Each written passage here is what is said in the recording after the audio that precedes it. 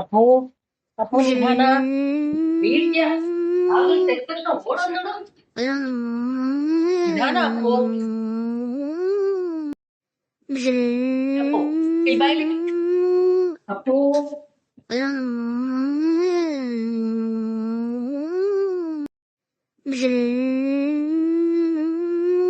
O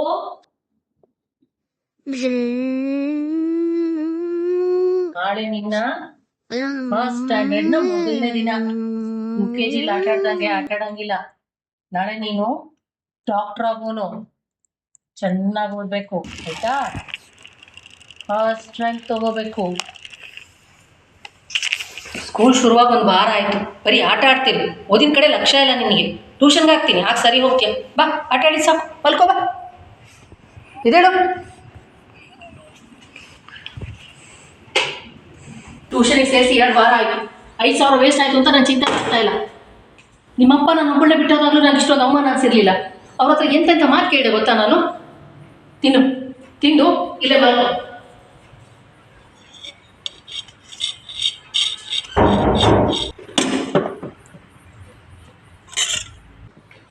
I had enough.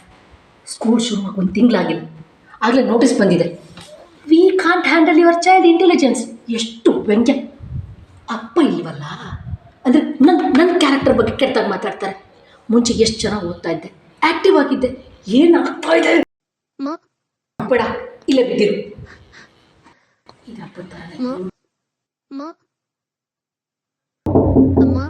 ಯಾರಾದರೂ ಬಿಟ್ಟು ನನ್ನ ಒಬ್ಬಳೆ ಬಿಟ್ಬಿಡು.